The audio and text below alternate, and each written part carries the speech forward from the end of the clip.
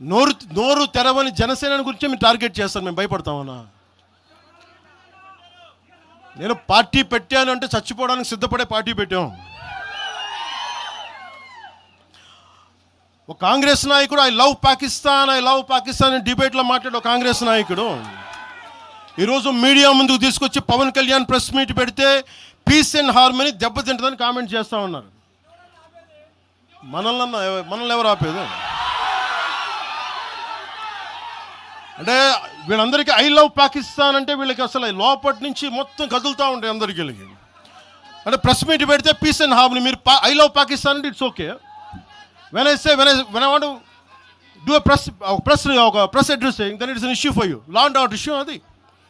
పెహల్గామ్లో ఇంతమంది ఉగ్రవాదులు చంపేస్తే ఈ సోకాల్ కాంగ్రెస్ నాయకుడు ఎందుకయ్యా మాట్లాడలా? ఎందుకు మీరు నోరు మెదపలా? ఇప్పుడు కూర్చోబెట్టి మీకు ఐ లవ్ పాకిస్తాన్ వస్తుందా? మీకు ఆంధ్రాని ద్వేషించండి, ఆంధ్రావాణి ద్వేషించండి, జనసేనని ద్వేషించండి, అక్కడెక్కడో దూరంగా బాంబులు పెట్టే పాకిస్తాన్ మటుకు మీరు ప్రేమించండి. అది కాంగ్రెస్ నాయకులు చేసేదా? ఎక్కడ మాట్లాడతారు? ఎక్కడ ఆపుతారు? ఇది విభజన స్టార్ట్ అయితే ఒకసారి మెంటల్గా స్టార్ట్ అయితే ఎక్కడ ఆగుద్ది? ఇది ఎట్టుపోద్ది?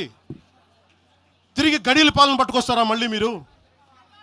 తిరిగి దొర మీ కాలు మొక్తాను దొర అని చెప్పాలా? మళ్ళీ అలాంటి పాలన పట్టుకొస్తారా మీరు?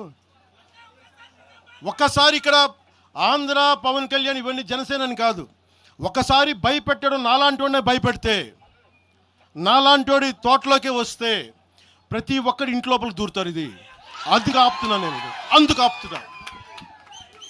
నా మీద దాడి చేస్తే నాకు భయాలు లేవు, కానీ పవన్ కళ్యాణ్ అనేవాడిని చూపించి ఇదే రాజశేఖర రెడ్డి గారు ఇలాగే రెచ్చగొట్టారు. నేను పాలిటిక్స్కి వచ్చేవాడిని కాదు నేను.